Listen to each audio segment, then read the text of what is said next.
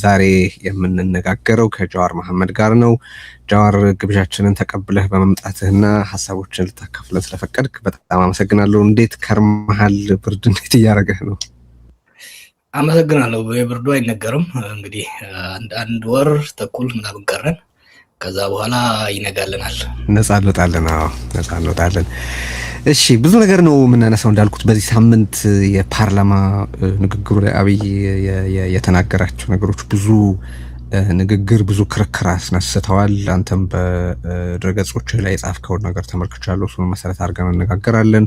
እሱ ብቻ ሳይሆን መሬት ላይም ደግሞ ከፍተኛ የሆነ ወታደራዊ እንቅስቃሴዎች አሉ። ፖለቲካዊም የምርጫም ጉዳይ አለ። ቀጠናው ላይ ያሉት ኃይላት አስተላለፍን በተመለከተ እንነጋገራለን። ብዙ እናነሳለን። በተቻለ መጠን ጉዳዮቹን ቶሎ ለመሸፈን ጥረት እናደርጋለን እና ከፓርላማው የአብይ ንግግርን ጀምርና አብይ ከሻዕቢያ ጋር የተጣላሁት ለትግራይ ህዝብ ተቆርቁሬ በተፈጸመው ወንጀል ተቆጭቼ ነው ብሏል። እንደሰማኸው አንተ እንደጻፍከው በአማራና በትግራይ በኦሮሚያና በሰሜን ኃይሎች በሌሎች መካከል እንደዚህ ቅራኔ ለመፍጠር ሞክሯልና help me understand ምንድነው ሊያደርግ እየሞከረ ያለው እዚህ ውስጥ? ሪሊ ይሄንን ስል የሚያምነኝ ሰው አለ ብሎ ያምናል ወይስ ሌላ ያላየነው ስሌት አለ? እንደው ምንድነው ከፓርላማው ብሎ የገባው? ስሜቱና ስሌቱን ማየት ያስፈልጋል። ስሜቱ ደጋግሜ እንዳልኩት ለአብይ ውሸት የታክቲካል የምትጠቀመው ለፖለቲካ የምትጠቀመው ብቻ ሳይሆን ሱስም ነው። ፓቶሎጂካል አይ ቲንክ ካልዋሸ ተናግሮ የሚረካ አይመስለኝም። ለዚህ ነው አንድ ጊዜ ጽፌዋለሁ፣ አላስፈላጊ ውሸቶች፣ አነሰሪ የሆኑ ውሸቶች ይዋሻል። ስሌቱ አንተ ቅድም እንዳልከው ከዚህ በፊትም ሲሞክረው ነበረ። ቤዚካሊ ወደ ጦርነት የገባሁት ሻዕቢያ ኃይሎች ህዝቤን ከኔ ኢማጂን ህዝቤን ስለጨፈጨፉ በዛ ነው የተጣላ ነው ይላል። ይሄን የሚለው ኤርትራን ተጠያቂ ለማድረግ ብቻ ሳይሆን አሁን በትግራይ ኃይሎች እና በኤርትራ ኃይሎች መካከል መቀራረብ መጥቷል ብሎ ስለሚሰጋ ያንን ለማቆራረጥ ያንን በትግራይ ህዝብ ላይ የደረሰውን ቁስል በመፈቅፈቅ ቁርሾውን ለማባባስ እንዲሁም ደግሞ በትግራይ ኃይሎች እና በአማራ ኃይሎች እንዲሁም ደግሞ በኦሮሞ ኃይሎች እና በአማራ ኃይሎች መካከል ከፋፍዬ አሁንም በባሰ እያከፋፈልኩ እንዳይተባበሩ እንዳይደማመጡ በማድረግ የስልጣን እድሜን አራዝማለሁ የሚል ካልኩሌሽን ነው። ግን ስሌቱም ስሜቱም አብሮ ነው። ስሜቱ አለ፣ ካልዋሸ የተናገረ አይመስለውም። ስሌቱ ደግሞ ይነቃብኛል ብሎም አያስብም። ተመጋጋቢ ስለሆኑ ነው። ስሜቱና ስሌቱ ስለሚመጋገቡ ይነቃብልኛል ብሎም ራሱ አላመነም እና በዚሁ መካከል ምንድነው ያደረገው? ለረጅም ጊዜ ህዝብ የሚያውቀው እውነታ በአፉ በራሱ ላይ ምስክር ስለወጣ አስሪት ለዛ ልናመሰግነው ይገባል። ግን ከፓርላማ ውሎ በአጠቃላይ የገባህ ምንድነው ያገኘኸው ነገር? በጣም ነርቨስ ነው። አሁን በጣም አጣብቂኝ ውስጥ የገባበት ጊዜ ነው። ምክንያቱ ለምን መሰለህ? አብይ ገና ወደ ስልጣን ከመጣ ጀምሮ በደንብ እንደረዳው የውጪ ድጋፍ ነው። የውጪ ድጋፍ፣ የኤምሬት ድጋፍ አብይ ስልጣን ኮንሶሊዴት ለማድረግ በሚያደርገው ስራ ውስጥ ከፍተኛ ሚና ነው ያደረጉለት። ከፍተኛ የወታደራዊ ድጋፍ፣ የፋይናንሻል ድጋፍ ኢንጀክት ሲያደርጉለት ነበር። ኤምሬት ይሄንን ድጋፍ ስታደርግለት ሃይ ባይ አልነበረም። የሚጻረራት የሚፎካከራት የውጪ ኃይል አልነበረም። ብቻዋን ነበር የምታደርገው። ለምሳሌ ራሻ ብትሆን ስትሰጥ የነበረችው አሜሪካኖቹ ይቆጡ ነበር። ቻይና ብትሆን አሜሪካኖቹ ደግሞ ሌላውን ይደግፉ ነበር። ያልነበረም ብቻዋን ነበር ስታደርግ የነበረችው። ባለፈው 2 ወር ግን ምን ተፈጠረ? ሳውዲ አረቢያና ኤምሬት በመጣላታቸው የተነሳ ሳውዲ አረቢያ አሁን አብይን ጨምቃ የያዘችው ነው። ወይ ከኤምሬት ጋር የምታደርገውን ዳንስ አቁም፣ አለበለዚያ እኛም ያንተን ባላንጦች እንደግፋለን የሚል ግልጽ እንትን አድርጓል። በነገራችን ላይ ብዙ ሰው ኖቲስ ያላደረገው የውጭ ጉዳይ ሚኒስትሩ ጌዲዮን ጢሞቴዎስ ሳውዲ አረቢያ ሄዶ ነበር። ኤርፖርት ሲደርስ ማንም አልተቀበለውም። ለይስሙላ አገኙት። በሚዲያቸውም ላይ ምንም አላደረጉም። እየተማመጠ ነው። ከዚህም ጋር ተያይዞ ለምሳሌ የሶማሊያንና የጅቡቲን ፕሬዝዳንት ጅጅጋ ጋብዞ ያደረገው የመለማመጥ ነው። ተጨንቋል። ምክንያቱም የግብጽ የሳውዲ አረቢያ ጫና ኢትዮጵያ ውስጥ ካሉ ኃይሎች ጋር ተደምሮ በጣም አስቸጋሪ አድርጎበታል። ኤምሬትን ከርቶ ወደ ሳውዲያ ለመሄድ ካልኩሌት እያደረገ ነው። ያን ካደረኩ ደግሞ ኤምሬት ስዊች አድርጋ የኔን ተጻራሪዎች ትደግፋለች የሚል ፍራቻ ውስጥ ነው ያለው። አሁን በጣም probably the most dangerous the most challenging foreign policy crisis ውስጥ የገባ ይመስለኛል። ከዚህ የተነሳ ነው ፓርላማ ውስጥ የሚያደርጋቸው ነገሮች በሙሉ ይቺን ጊዜ ለማለፍ የሚያደርጋቸው ነው። በረጋችን ላይ የእንትን ጉዳይ ተቶታል አይተ እንደሆነ የባህር በር ጉዳይን ቀዝቀዝ አድርጎታል። ከኤርትራ ጋር የጣለው በባህር በር ሳይሆን በትግራይ ጉዳይ ነው። ይሄ ሁሉ የሚያሳይ ለምንድን ነው ለማን ነው እየተናገረ ያለው መሰለ የባህር በር ጉዳይ ለሶማሊያና ለጅቡቲ ነው እየተናገረ ያለው። ይሄ ሲግናሊንግ ለዶሜስቲክ ኦዲየንስም ለውጪ ኦዲየንስም። እሱ ላይ እንቀጥልና አሁን እንግዲህ በርከት ካሉ ሳምንታት በፊት በዩኤኢ ከሶማሊያም ከየመንም በደረሰባት ምት ምክንያት ማፈግፈግዋት መልክቷል። አሚን በቀጠናው ያላትን ቁመና መልሳ ታጤናለች ወይም ትከልሳለች የሚል ግምት የነበራቸው ነበሩ። ያም አብይ አህመድን አሚን ዩኤኢን ወክሎ ሊዋጋው ከሚፈልገው ጦርነት ትንሽ ይገታው ይሆናል የሚል ተስፋ የነበራቸው ነበሩ። አሁን እንደምናየው ግን ተቃራኒውን ይመስላል እና አሚን በሌሎች አካባቢዎች የዩኤኢ መመታት የአብይን ከረንሲ በመሐመድ ቢን ዛያድ ዘንድ ይበልጥ ጠቃሚነቱን ጨምሮታል ወይስ ምድረው? ጠቃሚ ለቢን ዛያድ ጠቃሚነቱን ጨምሮለታል። ለአብይ ግን ተጋላጭነቱን ጨምሮለታል። ለምን መሰለህ? ይሄ የሱዳን ጦርነት ከተጀመረ ጀምሮ የኤምሬት መሳሪያ በኢትዮጵያ እየተጫነ ለሱዳኑ አማጺ ሲደርስ ነበር። ይሄ በጋን የደጋሎ ወንድም አንደኛው ወንድም እኮ ቢሾፍቱ እየኖረ ከቢሾፍቱ እኮ መሳሪያ ሲያስተላልፍ ነበር። ይሄ ሚስጥር አይደለም፣ በግልጽ የሚታወቅ ነገር ነበር። ባለፉት ወራት ነው እንዳውም በግልጽ ሄደው ካምፕ ከፍተውላቸው ወታደሮችን ማሰልጠን እቃ ሲጭኑ ነበር። አሁን ግን ኤምሬት ከየመን ተባራ ከየመን ፊዚካሊ ብቻ ሳይሆን የየመኒን ኤርስፔስ አየር መጠቀም እንዳትችል በሳውዲ በኩልም ያለውንም በሌሎች የገልፍ ሀገሮችም አየር ክልል እንዳትጠቀም ስለተከለከለች በቀጥታ በኢትዮጵያ ብቻ ነው እያለፈች ያለችው። ዞራ በውሃው ላይ በመታ ከየመን አልፋ በሬድሲ አቋርጣ መታ ነው በጅቡቲ አካባቢ አልፋ በኢትዮጵያ አየር ላይ ነው ወደ ሱዳንም ወደ ሌላም ቦታ እየሄደች ያለችው። አንድ እሱ። ሁለተኛ ከሶማሊያ መባረሯ ከሌላም ቦታ መባረሯ ደግሞ ብቸኛ ለሱዳን አማጺ ድጋፍ ለማድረግ ብቸኛዋ አማራጭ አብይ ሆኖባታል። ይሄ በአንድ ወገን የአብይን ጠቃሚነት ከፍ አድርጎለታል ለኤምሬት። አብይ ግን እንደከዚህ በፊቱ ተደብቆ ያንን ድጋፍ የማስተላለፍ ስራ መስራት አይችልም። ምክንያቱም በግልጽ እየታየ ነው። በኦፖሬሽን ሶርስ ኢንተለጀንስም ሆነ በሌሎችም በግልጽ እየታየ ይሄ ማለት ለጫና በተለይ ለሳውዲ ጫና ብሎም ደግሞ በነገራችን ላይ ይሄ የሱዳን አማጺ በጣም ከፍተኛ የሆነ የሰብአዊ መብት ጥሰት እየፈጸመ ስለሆነ ከዚህ በፊት ዩኤኢ ብቻ ኤምሬት ብቻ ነበረች በዚህ ስትረገም የነበረችው እንደ ኤክስተርናል ስፖንሰር። አሁን ግን አብይ የተጨመረ ለከፍተኛ የምዕራቡም ጫና እንዲሁም ለሳውዲ ጫና ተጋላጭ አድርጎታል። እያልን ያለነው አሁን የተፈጠረው ሁኔታ በዩኤኢ ዘንድ የአብይን ጠቀሜታን ቢጨምረው ኢኮሊ ደግሞ በሌላ በኩል ሳውዲን የመሰለ በጣም ከባድ ተፎካካሪ ወይ ተፋላሚ በመፈጠሩ ምክንያት ነው የአብይ አጣብቂኝ። ሳውዲ፣ ቱርክ፣ ግብጽ ትልቁ ዝናብ የዘነበው አሁን ለግብጽ ነው። ግብጽ ከኢትዮጵያ ጋር ላላት ሽኩቻ ለረጅም ጊዜ የምትሞክረው የኢትዮጵያ ውስጥ ብጥብጥን ማባባስ፣ ከጎረቤት ጋር ማጋጨት፣ የኢንተርናሽናል ፋይናንሻል ኢንስቲትዩሽኖችን ጫና ማድረግ ነበር። በአካባቢው የዚህን ያህል ጂጊ ወይም ደግሞ ደቦ አግኝታ አታውቅም። ጎረቤቶቻችን ምንም እንኳን በውስጥ ቢያደርጉ ሌላ ይቅርና ሱዳን ራሱ ለረጅም ጊዜ ተጠንቅቃ ነው ስትንቀሳቀስ የነበረችው። አሁን አብይ ከሱዳን ተጣልቷል፣ ከሶማሊያ ተጣልቷል፣ ከጅቡቲ ተጣልቷል፣ ከኤርትራ ተጣልቷል። እነዚህ ሁሉ ሀገሮች በቀጥታም ሆነ በተዘዋዋሪ የግብጽ አጋር ሆኑ። ያ ብቻ አይደለም፣ ከኤምሬት ጋር በሚያደርገው ሲያደርግ በነበረው ጭፈራ ለረጅም ጊዜ ማንም ሲያጠቃው ወይም ደግሞ ኮምፕሌንስ ያደርግ አልነበረም። አሁን ግን ኤምሬትና ሳውዲ በመጋጨታቸው ሳውዲ፣ ግብጽና ቱርክ በጋራ አላያንስ በመፍጠር ከኤምሬት በመቀጠል በሁለተኛ ደረጃ አብይ ላይ ነው ያነጣጠሩት። አብይ አሁን ከፍተኛ አጣብቂኝ ውስጥ ነው የገባው። ለዚህ ነው ባለፈው ሰሜን ላይ ትንሽ የጦርነት እንቅስቃሴ ሲደረግ እንደ ድሮው የማናፋት እንደ ድሮው የመሸለል ነገር አላየህም። የመፍራት የመርበትበት ዜና ያለ መስራት እና ጣት የመቀሰር ነገሮችን ነው እንጂ በለው ጣለው ድፋው የሚል ነገር ያልሰመረው ነው። በአሁኑ ወቅት ወደ ጦርነት ለመግባትም ከጦርነት ለማፈግፈግም ከጦርነት እንዳያፈገፍግ ኤምሬትን ሊያጣ ሆነ።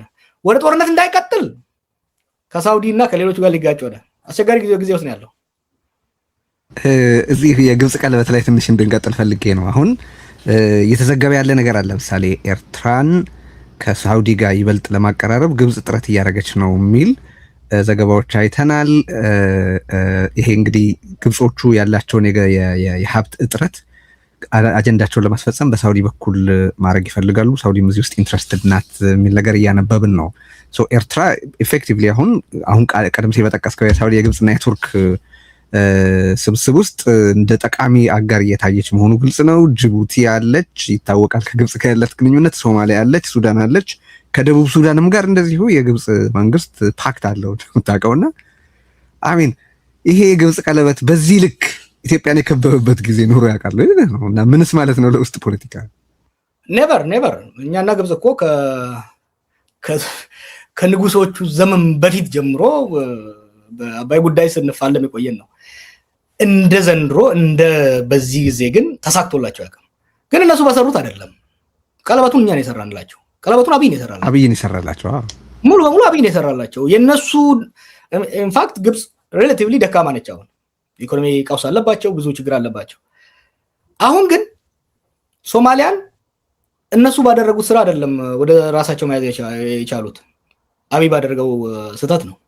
ጅቡቲን አብይ ባደረገው ስህተት ነው። ኤርትራንስ ቢሆን አሁን ኤርትራን በተለይ ሳውዲ አረቢያ ከኤርትራ ጋር የምትቆመው ኤርትራ ጅጊ ስለጠራቻት አይደለም፣ ወይ ደግሞ ለኢሚሬት ብላ ብቻ አይደለም።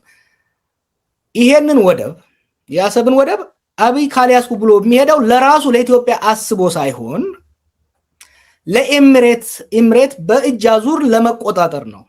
ኢሚሬት በዚህኛው ሳይድ ያለው ቀይ ባህር ላይ የበላይነት ለመቆጣጠርና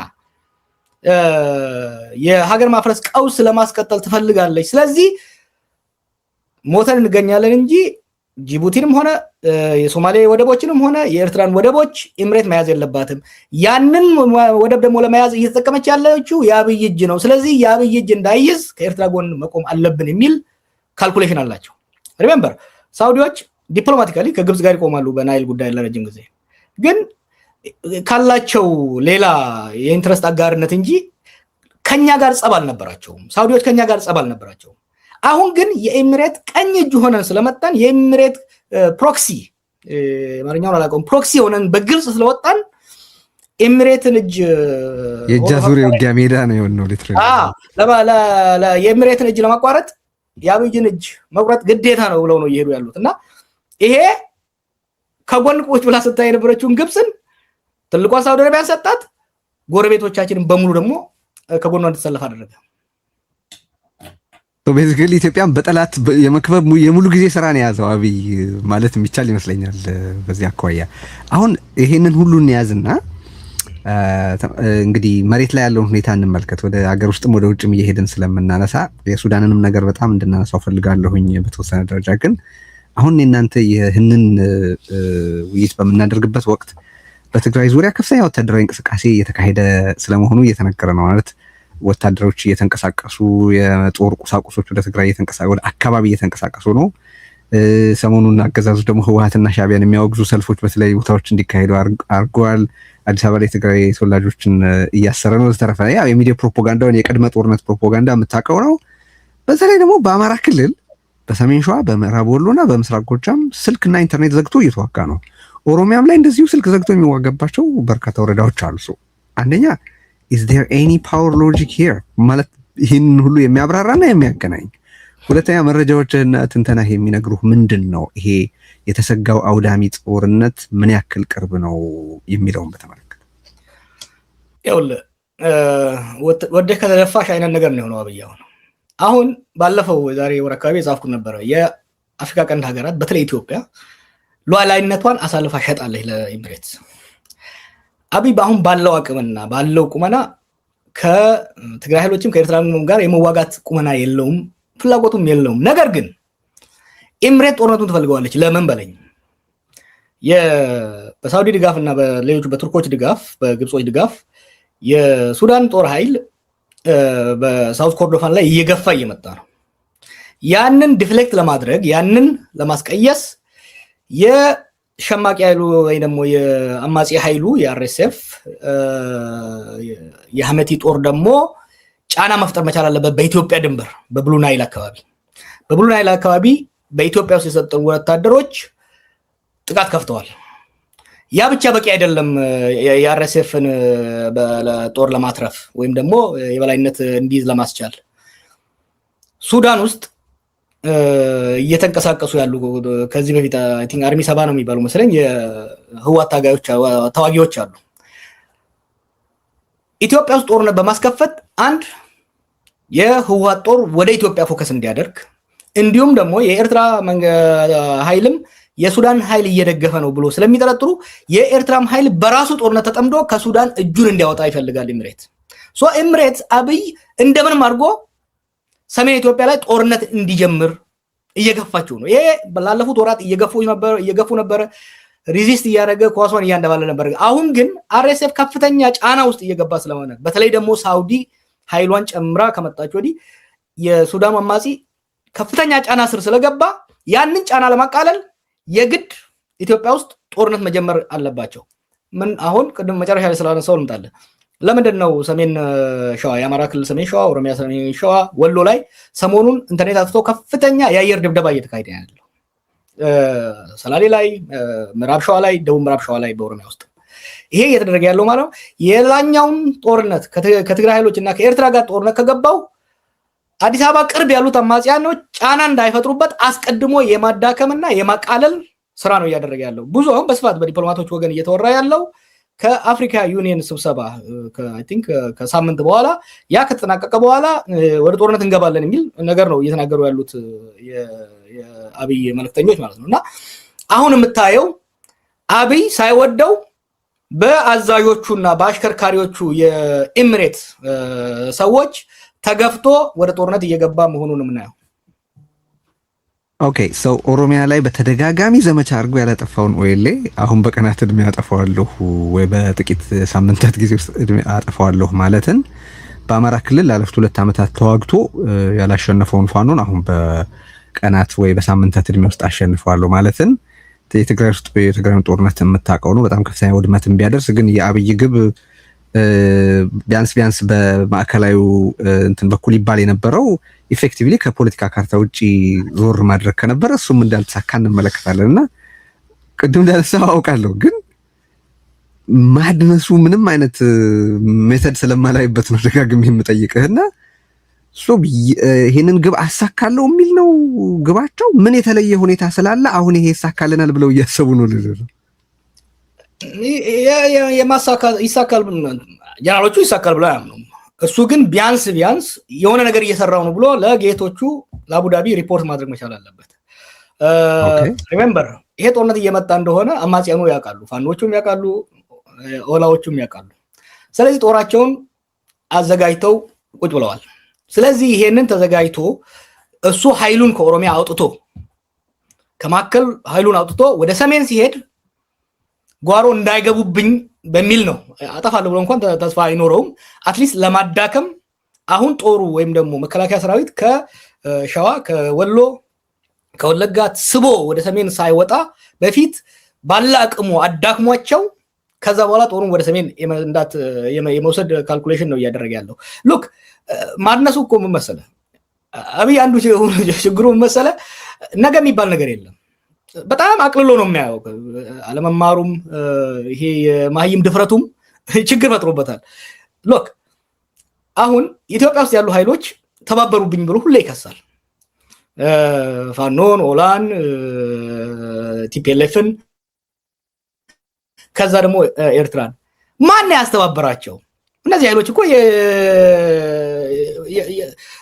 ብዙ ለፍተው የተስማሙ ሳይሆኑ ሁሉንም ተራ በተራ ስላጠቃ የጠላቴ ጠላት ወዳጄ ነው የሚል ተገደው እኮ ነው እንደሆኑት። he actually forced them to be united። አሁን አንዳንድ ፕሮፓጋንዳ ስታይ ባዳ የሱን ቃል እንጠቀም ሁለት አይነት ኃይሎች ተባብረውበታል ለቢላ አሁን ባንዳና ባዳ ያላቸው ባንዳ የሚላቸው እንግዲህ ኢትዮጵያ ውስጥ ያሉ ናቸው አይደል? ኢትዮጵያ ውስጥ ያሉትን ኃይሎች ፋኖና እኮ ህወሓት የዛሬ 5 ዓመት ነው 4 ዓመት እኮ ሲዋጉ የነበሩ ኃይሎች ናቸው። ከህወሓት ጋር ለመታረቅ ሲሄድ ሂስሩ ፋኖ አንተ ተባስ ሲዋጉ የነበሩትን ሰዎች አንድ አደረጋቸው። ባንዳ የሚላቸውን ኃይሎችም ራሱ ነው አንድ ያደረጋቸው። ኤርትራንም አንድ ላይ አድርገው ኤርትራ እንኳን እንደ ውጪ መላየው ባዳ የሚላቸውን ቅድም እንዳልኩ ሱዳንን ራሱ፣ ሶማሌን ራሱ፣ ጅቡቲን ራሱ አሁን እኔ ላይ ተስማምተውብኛል፣ ባዳና ባንዳ ተስማምተውብኛል የሚለውን ራሱ ባደረጋቸው ህዝቡን ሲከስ ሾርት ሚሞሪ ይላል አይደል? ከሱ የበለጠ ሾርት ሚሞሪ ያለው ሰው ኢትዮጵያ ውስጥ ያለ አይመስለኝም። አሁን እዚህ ጣጣ ውስጥ ገብቶ ነው እየተንከራተተ ያለው።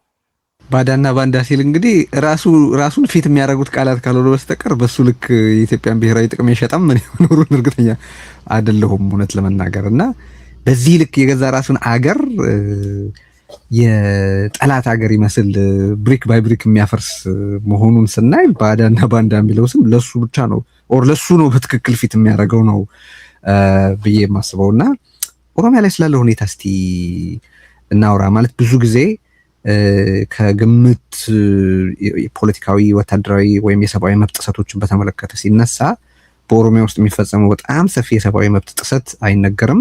ወታደራዊ እንቅስቃሴውን በስፋት ሲዘገብ ቢያንስ እኔ አልመለከትም። ያው በኦሮምኛ ቋንቋ በሚሰሩ ሚዲያዎች ላይ በስፋት እንደሚዘገብ እገምታለሁ። ግን ይሄ በሌሎች ቋንቋዎች በሚደረጉ ዲስኮርሶች ላይ ብዙ ሲነሳ አይስተዋልም። እኔም በተለያየ ጊዜ ባካችሁ ኦሮሚያ እየሆነ ስላለው ነገር መታችሁ ነገሩን እያልኩ ጥሪ ያደርጋለሁ እና ይሄን አጋጣሚ ልጠቀም።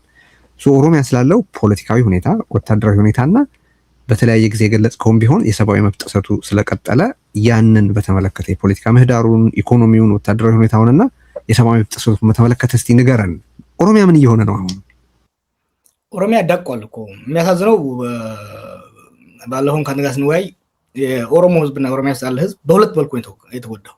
በአንድ ወገን አብይ በፈጠረው ጦርነት እየተወቀጠ ነው፣ እያለቀ ነው፣ እየረገፈ ነው። በሌላ ወገን ደግሞ አብይ ኦሮሞ ጉያ ውስጥ ተወሽቆ በኦሮሞ ህዝብ ከሌላው ጋር በሚያደርገው ግጭት ጠላት በየጎኑ አብስቶበታል። ሉክ ብዙ ሰው ማስታወስ ያለበት ኦሮሚያ ውስጥ ያለው ጦርነት ከጀመረ አሁን ወደ 8ኛ ዓመቱ እየሄደ ያለው። ይሄ ጦርነት በምዕራብ ወለጋ ጫፍ አሶሳ ጫፍ አካባቢ ጀምሮ አሁን ኦሮሚያ ሙሉ በሙሉ አዳርሶ የደጋው አርሲ፣ የምዕራብ ሐረርጌ፣ አራቱ የሸዋ ዞኖች ወድመዋል። ህዝቡ ጦርነት ሰልችቶት ጦርነት አድቅቆት የቻለው ትንሽ ገንዘብ ያለው ጥሎ ወደ ከተማ ገብቷል። ገበሬው ግን ልጆቹን አጥቶ ንብረቱን አጥቶ በህይወት የተረፈው በፈጣሪ እጅ ነው ያለውና ኦፍኮርስ አይዘገብም፣ ኦፍኮርስ ሽፋን አያገኝም። ግን ኦሮሚያ ውስጥ ያለው ሰፈሪንግ በነገራችን ላይ ሌላ ጊዜ በስፋት እንጫወታለን። ኦልሞስት አፓርታይድ አይነት አገዛዝ ነው ኦሮሚያ ውስጥ እየተደረገ ያለው። ኦሮሚያ ውስጥ ያሉ ህጎች ሌላ አካባቢ ያሉ በግብር እንዴት? እስቲ እሱን ንገረን። እኔ እኮ በጣም እሱን ነው ማወቅ የምፈልገው። በጣም ጥሩ። ለምሳሌ ከህዝብ የሚሰበሰበው ገንዘብ 17 የተለያዩ አይነት ስሞች ቡሳ ጎነፋ ከዋናው ግብር ውጪ ማለት ነው። የቡሳ ጎነፋ፣ የሚሊሻ ልብስ፣ የሚሊሻ ምግብ፣ የኮሪደር፣ የፓርቲ መስሪያ ቤት 17 አይነት መዋጮ ይሰበሰባል። ይሄ መዋጮ ግን የሚሰበሰበው በማባበል በማግባባት አይደለም። አልከፍልም ካልክ ትገደላለህ። ማአት ሰዎች ስለጥፍ ነበረ የሚሊሻ ገንዘብ መክፈል ስላልቻሉ፣ የፓርቲ መስሪያ ቤት መክፈል ስላልቻሉ መታሰር አይደለም የተገደሉ ማአት ሰዎች አሉ። ምዕራብ ሐረርጌ ላይ፣ አርሲ ላይ፣ ወለጋ ላይ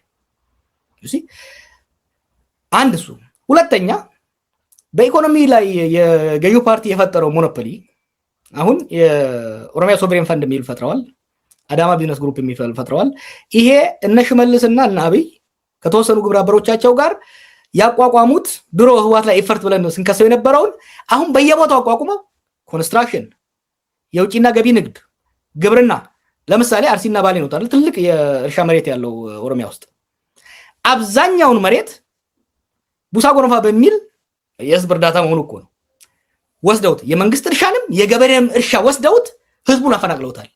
እየተባለ ያለው ይሄ እርሻ አሁን ለስሙ በመንግስት ተይዞ ከዛ በኋላ ለኤምሬት ተላልፎ የሚሰጥ ነው እና ኦሮሚያ ውስጥ ያለው ግድያው እስሩ በግልጽ እኮ ነው። አይደው ሰምተህ እንደሆነ ሽመልስ አንድ ጊዜ ቀርቦ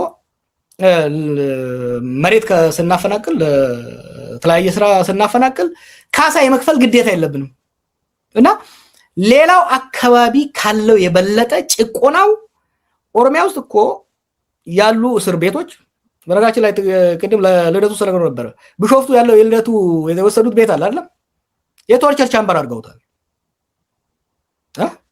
በትምህርት ቤቶች ኦሮሚያ ውስጥ አሁን ያለው we are not exaggerating ቴዲ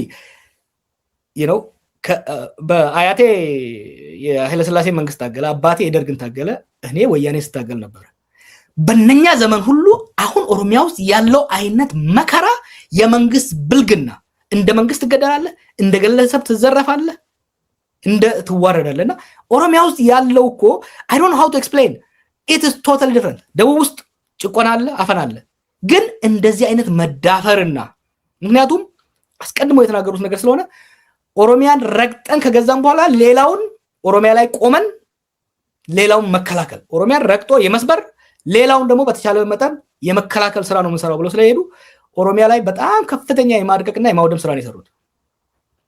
ኦኬ አሁን የማይመጣጠንልኝ እኮ መሰለ ይሄ እንደሚሆን ገምታለሁ እውነት ለመናገር በብዙ መልኩ የሚወጡ ሪፖርቶችን ለመከታተል ሞክራለሁኝ የሚጻፉ ነገሮችንም ሰዎችንም ለመጠየቅ የሆነ አንደርስታንዲንግ እንዲኖረኝ እሞክራለሁ ግን በዚህ ደረጃ እየተቀጠቀጠ ያለ ህዝብ ህመሙ ሊቁን ለምን በዛ ልክ በፖለቲካ እንቅስቃሴ ውስጥ አክቲቭ አላደረገውም እንግዲህ በአሰርሽኑ የምትስማማ ከሆነ ማለት ነው ምንድነው የነካው ታዲያ ኢሊቱ ለምንድነው በዚህ ልክ ያለውን የህዝብ ስቃይ ከዚህ በፊት በጣም አክቲቭ የነበረ በጣም የተደራጀ የነበረ ከፍተኛ ድምጽ የነበረው ነው ለዓለም ህብረተሰብ ይሄ እንዲታወቅ ለማድረግ ሚዲያዎች እንዲዘግቡት ለማድረግ ሌሎች ኢትዮጵያውያን ይሄ እንዲያውቁት ለማድረግ በጣም የተዳከመ አይመስልም ምንድነው ምክንያቱ የተለያዩ ምክንያቶችን ብዙ ምክንያቶችን መደርደር እንችላለን ዋና ዋናዎቹን ብቻ ልጥቀስልህ አንደኛ የሙቭመንት ኤግዞስሽን ላለፉት 50 ፕላስ አመታት ትግል ውስጥ የቆየ ህዝብ ነው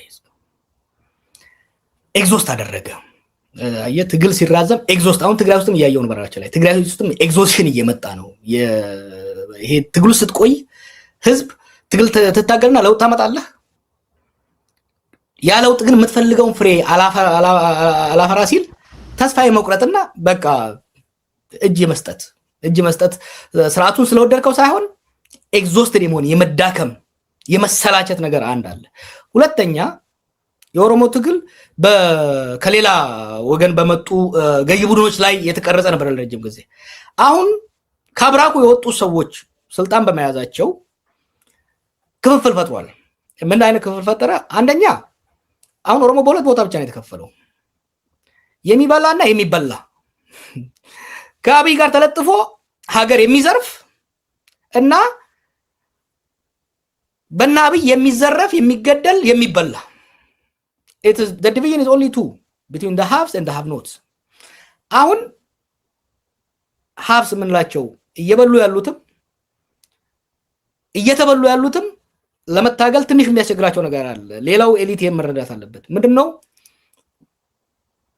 በአንድ ወገን ቅድም ያልኩ ኤግዞሽን አለ በሁለተኛው ግን ለውጥ ቢመጣ ነገሮች ይሻሻላሉ ወይስ ይባባዛሉ የሚል ክርክር አለ ይሄ ስቴት በእኛ ስም ነው ይሄ ሰውዬ ስልጣን ላይ ያለው ይሄ ሰውዬ ቢወገድ ይቺ ሀገር በእኛ ስም መፍረሷ ነው ወይ are things going to be better or worse አንድ እሱ ነው ሁለተኛ ከሌሎች እየታገሉ ያሉ ኃይሎች በተሳሳተ መልኩ አብይን ከኦሮሞ ጋር አያይዘው ሲያደርጉ የነበረው አሁን እንኳን የተሻሻለ መጥቷል ባለፈው አንድ አመት ሲያደርጉ የነበረው ዘመቻ አብይ ከፍተኛ ገንዘብ አፍስሶ ከሚያደርገው እኔ የኦሮሞ መንግስት ነኝ እኔ ከሄድኩ ይበሏቸዋል ከሚለው ጋር ተመጋግቦ የተወሰነውን ኤሊት አብይን እንዲደግፍ ሳይሆን አትሊስት ሽንጡን ወጥሮ እንዳይታገል አድርጎታል ከዚህ ጋር የተያያዘ ነው የሙቭመንት ኤግዞሽን አለ ሌላው ደግሞ uncertainty about the future ቀጥሎ የሚመጣው አንደኛ ሀገር በስማችን ይፈርሳል ወይ ይሄን ስልህ ስርዓት ውስጥ ያሉ ጀነራሎቹ ሚኒስቴሮቹ ይሄ የዚህ ሰውዬ እብደት ኦሮሞንም ኢትዮጵያንም ለአገደጋ እያደረሰ መሆኑ ኮንሰንሰስ አለ ኦሮሞ ስም ይገርም ግን ወጥረን ብንታገል አንድ ሀገር ይፈርሳል። ሁለተኛ ይሄ ከሌላው ቦታ የሚደረገው ፕሮፓጋንዳ መጥቶ የባሰ ያጫርሰናል ወይ የሚል ስለ ወደፊት የመስጋት የመጠራጠር ሁኔታ ነው የሚታየው። እሺ እንግዲህ ይሄ አይ ቲንክ የበለጠ መነገር የበለጠ ማወቅ አለብን።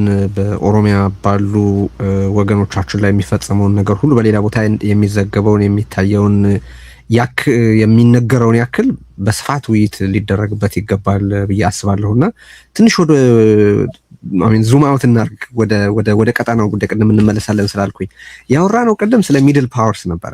እዚህ ውስጥ የሌላ ሀያሉን ሚና በተመለከተ እንግዲህ ከዚህ ቀደም ኢትዮጵያ በተለያየ ጊዜ ወይ በሶቪየት እና በአሜሪካ መካከል ያው በንጉሱ ጊዜ አሜሪካ፣ በደርግ ጊዜ ሶቪየት፣ ከዛ በኢህአዴግ ጊዜና አሜሪካ እና ቻይና መካከል ነበር ጨዋታው። አሁን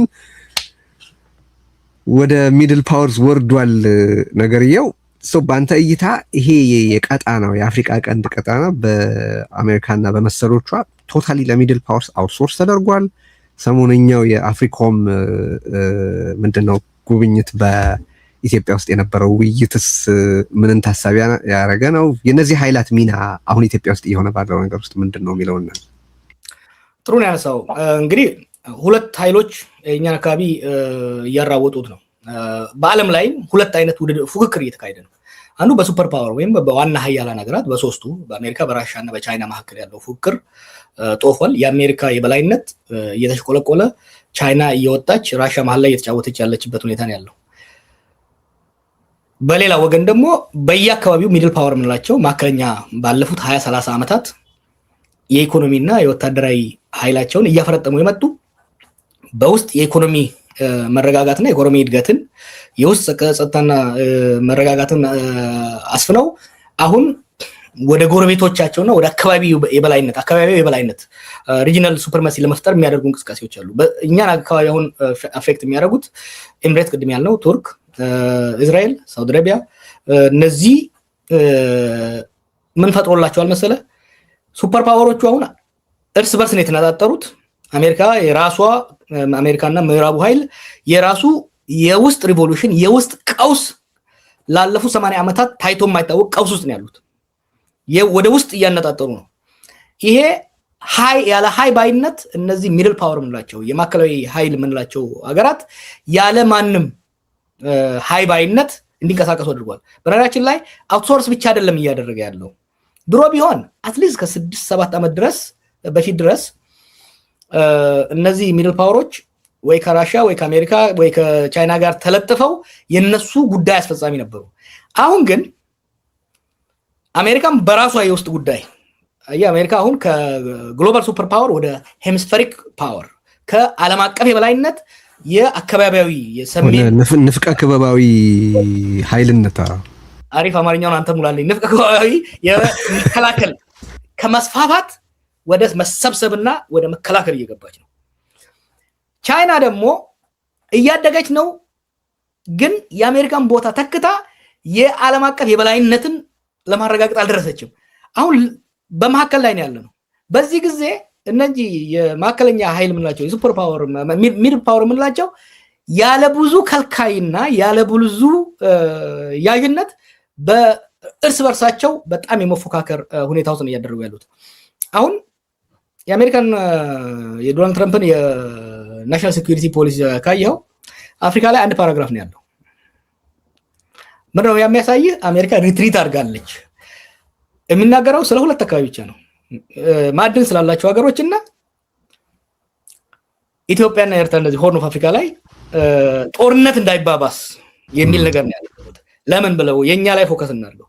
እኛ ጋር ጦርነት እንዳይባባስ የተፈለገውም ስለኛ መጫራስ ደንታ ስላላቸው ሳይሆን እነዚህ ሚድል ፓወሮቹ የሚያደርጉት ነገር ከሚድል ፓወሮቹ ጋር ግንኙነት አላቸው። የሳውዲ መንግስት አሜሪካን ሎቢ ያደርጋል፣ የኤሚሬት መንግስት ሎቢ ያደርጋል፣ እስራኤል ሎቢ ያደርጋል። ከዚህ የተነሳ ነው እንጂ እኛ እዛ ዶክመንቱ ስማችን ሊጠቀስ የቻለው እምብዛም በአሜሪካኖቹም ሆነ በሌሎቹ እይታ ውስጥ የለንም በአሁኑ ወቅት። ይሄ ምን አድርጎናል? ብንል እንኳን ማንም ሊሰማልን በማይችልበት ደረጃ ነው ያለው። የሰሞኑ የተለያዩ ዲፕሎማቶች አፍሪኮም ሌሎች መምጣት ትልቅ ነገር አይደለም። በተወሰነ ደረጃ ነገሮች እንዳይጋጋሉ የማድረግ የመሞከር እንጂ ቢጋጋሉ ግን ቦቴ ይዘው እሳት ለማጥፋት ዝግጁ አይደሉም። ከኛ ጋር የሴኩሪቲ የተወሰነ የታክቲካል ሌቨል አላያንስ ያለ ባለፈ በስትራቴጂክ ደረጃ ከኛ ጋር ለመተባበር በአሁን ወቅት ፍላጎታቸውም አይደለም ትኩረታቸውም አይደለም። ኦኬ ይሄ አምባገነኖችን ምን አደረጋቸው? እስቲ እንደ አብይ ካሉ አምባገነኖች አንፃር ነውና አንዱ ይሄ አሁን እየተካሄደ ያለውንም ጦርነት ከዚህ በኋላ ይመጣል ብለን የምንሰጋውንም ጦርነት በጣም አሳሳቢ የሚያደርገው የሚያስከትለው እልቂትና የሚያመጣው ውድመት ነው። አምባገነኖች በእነዚህ ሱፐር ፓወርስ ከሞላ ጎደል ዓለምን ፖሊስ የማድረግ ፍላጎት ማጣት ምክንያት እንደፈለጉ የመግደል ነፃነት ይሰጣቸዋል ወይስ በአማጽያኑ በኩል ደግሞ ሌሎች ካውንተር በሚደረገው ኃይል ምክንያት ይሄ የመታገት እድል አለው? ምንድነው ያንተ እይታ እዚህ? ትሪኪ በተለይ የምዕራቡ ኃይል ቀውስ ውስጥ መግባትና በታዳጊ ሀገሮች በተለይ በአፍሪካ ላይ የነበረው ሚና መቀነስ የሰብአዊ መብት የዲሞክራሲ ሌሎች ጉዳዮች እንዲቀሩ አምባገነኖች ነፃ እንዲሆኑ አድርጓቸዋል። ነገር ግን የኦሮሞ ተረት አለ እከከድ የፈጠረ አምላክ ጥፍርን አብሮ ፈጥሯል።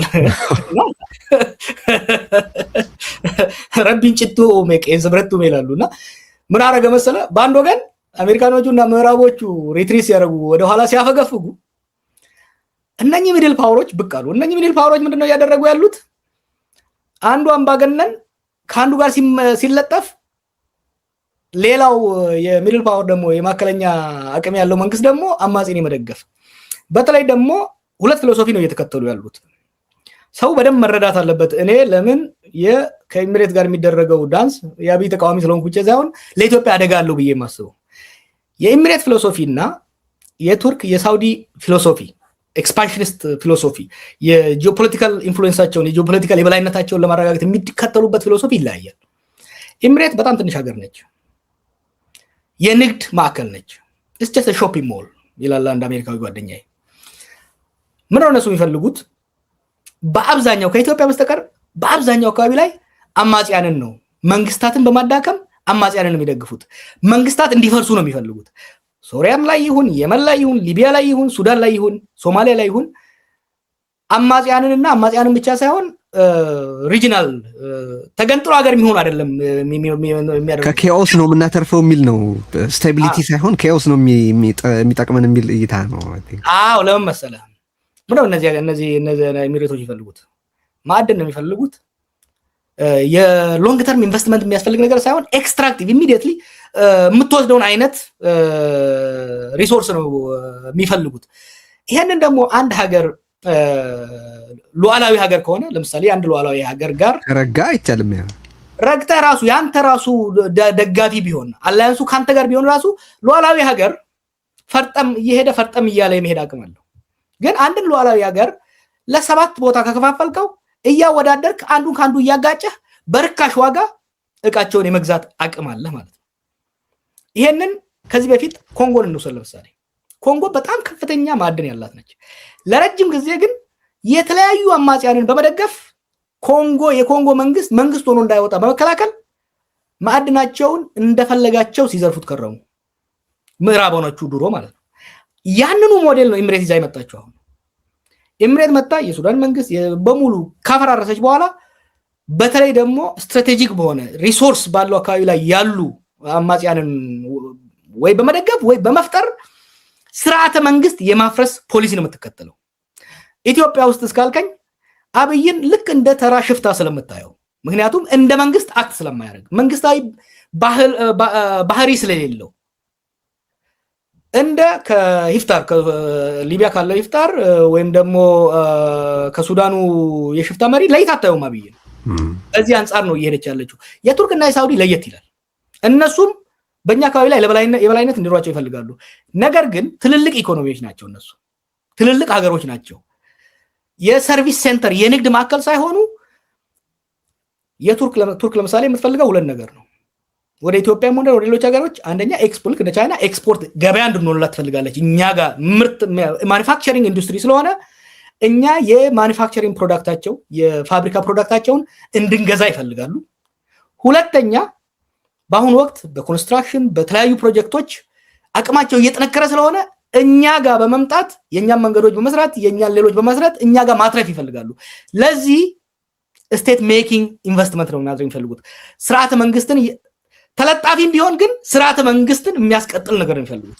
ሳውዲም እንደዛ። ሳውዲ ማለት የአካባቢያችን ትልቁ ኢኮኖሚ ነው። አሁን ወደ 35 ሚሊዮን 40 ሚሊዮን የሚሆን ህዝብ ያለው ነው። የእርሻ መሬት የለውም። ከሱዳንም ሆነ ከኢትዮጵያ ጋር ከፍተኛ ኢንትረስታቸው ከግብርና ጋር የተያያዘ ነው። ከግብርና ሊያተርፉ የሚችሉት ኢን ሎንግ ተርም፣ ግብርና እንደምታውቀው ሎንግ ተርም ኢንቨስትመንት እና ሰላም ካለ የሚችሉት ደግሞ ስርዓተ መንግስት ሲኖርና ሰላም ሲኖር መረጋጋት ሲኖር ነው። ይሄ ነው የሁለቱ ፊሎሶፊ ልዩነት ከጥቅማቸው ከሚያደርጉ ካልኩሌሽን የተነሳ ነው። ከዚህ አንጻር አሁን ምንድነው ወደ አንተ ጥያቄ ስመለስልህ በምዕራቡ ከዲሞክራሲ ሪትሪት ማድረግ አምባገነኖችን የሚጠቅም ቢመስል ደግሞ ሁለት የተለያየ ፊሎሶፊ ተከትለው የሚመጡ የአካባቢ የበቀሉ የሚድል ፓወሮች መምጣት ደግሞ አምባገነኖች እንደፈለጋቸው ጨፍልቀው ለመኖር እንዳይችሉ አማጺዎቻቸው እንዲጠናከሩ እድል የሰጠ ሆኖ ታይቷል። ስደምረው ግን ለሀገርና ለህዝብ በተለይ ለሀገረ መንግስት ግንባታ ከፍተኛ አደጋ ከፍተኛ ፈተና የሚያመጣ ሂደት ነው። ኦኬ አብይ ከዩኤኢ ጋር ተባበረ ኢትዮጵያን ቨሰል ስቴት አረጋት እንላለን። ግን ምን ማለታችን ነው? የዩኤኢ ጣልቃ ገብነት ምን ድረስ ነው ሪሊ በትክክል ይቀመጥ ቢባል በኢትዮጵያ ውስጥ የሁለት ሀገሮች ግንኙነት ፓርትነርሺፕ ወይ አጋርነት ሊሆን ይችላል ወይ ተለጣፊነት ሊሆን ይችላል። ልዩነቱ ምንድነው? አጋርነት እኔ እንደ አንድ ሀገር መሪ ሆንኩ፣ አንድ ሀገር ካለኝ አንተ አንድ ሀገር ካለህ አንተ በኢንቨስትመንት ሊሆን ይችላል በወታደራዊ ድጋፍ ልታደርግልኝ ትችላለህ። እኔ ደግሞ አንተ የሌለህን መሬት ሊሆን ይችላል ሌበር ሊሆን ይችላል አቀርባለሁ። ሉዓላዊነታችን ነው። እንደራደራለን። እኔም የምደራደርበት አቅም አለኝ። ቢያንስም ቢበዛም ቢከማም ሉዓላዊ ነኝ። እደራደራለሁ፣ አንተም ትደራደረኛለህ። በዛ ነው የምንሄደው። ኢትዮጵያን ለምሳሌ እንውሰድ። በደርግ ጊዜ አሁን ኢትዮጵያ በጣም የተለጠፈችው በደርግ ጊዜ ነው ከሶቪየት ጋር። የዛ ጊዜ እንኳን ቢሆን እንደ መንግስት ነው ሄደን ትብብር ውስጥ የገባ ነው። አሁን ግን ኢሚሬቶቹ እንደዛ አይነት ነገር አያደርጉም። መንግስት ለመንግስት የሚባል ነገር አይፈልጉም። ከግለሰቦች ጋር ነው። ይሄ እኔ እኮ ፐርሰናል ያየሁት እንደምነግርህ ስትሄድ አሁን ስለ ሀገር አይደለም የሚያዋይሩ፣ ስለ ክልል ራሱ አያናግሩም። ስለ አንተ ጥቅም ነው የሚያዋሩ። ምንድነው ተለጣፊ ወንድ የምንለው? ከነሱ ጋር የምናደርገው ግንኙነት አንደኛ መንግስታዊ አይደለም፣ ኦፊሴላዊ አይደለም፣ ግለሰባዊና ኢ ኦፊሴላዊ ነው። ከአብይ ጋር ብቻ ሳይሆን አሁን አልፈው ከጀነራሎቹ ጋር ከክልል ፕሬዝዳንቶቹ ጋር ግንኙነት ፈጥረዋል።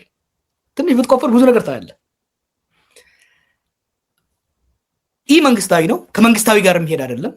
መንግስት ለመንግስት የኢሚሬት መንግስትና ዩናይትድ አረብ ኤሚሬትስ መንግስትና የኢትዮጵያ መንግስት አይደለም። አብይና ቢንዛይድ ናቸው፣ ወይ ደግሞ ከዛው እንደወረደ ይሄዳል። አጋርነቱ ተለጣፊ ነን የምለው ለምን መሰለህ? ኤሚሬትስ አሁን ኦፊሻሊ የምናውቀው ወደ 4 ቢሊዮን ከዛ በላይም ኢትዮጵያ ላይ እንዳፈሰሰች እነሱን እስከ 10 ቢሊዮን ይናገራሉ። ኢትዮጵያ ላይ እንዳፈሰሱ እናያለን። ይህን ነው ያ ገንዘብ ሄደው። በኤሚሬት የተገነባ አንድ መንገድ አለ ኢትዮጵያ ውስጥ? በኤሚሬት የተገነባ አንድ የመብራት እንትን አለ? ትምህርት ቤት አለ? ኢንፍራስትራክቸር አለ?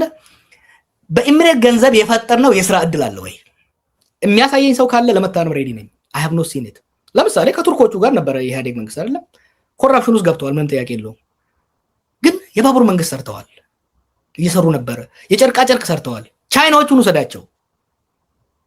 ከቻይናዎቹ ጋር ስናደርገው በነበረው ግንኙነት ብዙ መንገዶችን ሰርተዋል። የቻይና አሻራ ይታያል ኢትዮጵያ ውስጥ፣ የቱርክ አሻራ ይታያል፣ የአሜሪካ የስዊድን አሻራ ይታያል። የኤሚሬት አሻራ የለም። ምን ማለት ነው? ያ ወደ ኢትዮጵያ አፈሰስ ነው የሚለው ገንዘብ ወደ ኢትዮጵያ መንግስትና ወደ ኢትዮጵያ ህዝብ ወይም ደግሞ ስርዓተ መንግስት አልሄደም፣ ወደ የኢትዮጵያ ባለስልጣናት ሄደው። ስለዚህ ግለሰቦቹ ብሔራዊ ጥቅምን ሳይሆን ግለሰባዊ ጥቅምን እንዲያስቀድሙ ማድረግ ኤሚሬት ቤዚካሊ ከኛ ውስጥ ግለሰቦችን፣ መሪዎችን፣ ጀነራሎችን ነው የገዛችው። ከኢትዮጵያ መንግስትና በኤሚሬት መንግስት መካከል ግንኙነት የለም። ይሄ ነው ተለጣፊ የሚያደርገን። ቫሳል ስቴት የምንለው ምንድነው? ሙሉ በሙሉ አመራሩ በውጭ ሀገር ተገዝቶ የሚሰራው ስራ የሀገራዊ ጥቅምን ለማስቀደም ሳይሆን የግለሰብ ጥቅምን ለማስቀደም ሄዶ ባደረገው ስምምነት እጁ ተጠምዝዞ ተላላኪ ሆኖ የሚሰራው ማለት ነው። ከዚህ ጉዳይ ከመውጣታችን በፊት አንድ ነገር ልጨምር። አኔክዶት ስለምሰማ ነው። አንዳንድ ዲፕሎማቲክ ሶርስስ ሳዋራ አንድን ጉዳይ አብይ እንዲፈጽምልህ ከፈለክ አብይን ከማናገር ይልቅ ቢን ዛይድን ማናገር ይቀላል ይላሉና ማሳያዎች አሉ። ልትነግረን የምትችል ማለት የደህንነት መዋቅሮቻቸው አዲስ አበባ እንዳሉ ቀደም ሲልም አንስተናል። በተለያየ ጊዜ ይጠቀሳል። በኢትዮጵያ መከላከያ፣ በኢትዮጵያ ወታደራዊ ሚስጥሮች ሁሉን አይነት ሉዓላዊነቶች ሬፕ እንዳደረጉት ግልጽ ይመስላል። አሁን ላይ የዩኤኢ ሰዎች ግን እንደው ለሰው የበለጠ ስዕል የሚሰጡ አኔክዶት ካሉ ብዬ አንተ የምታስታውሰው ልንገርህ።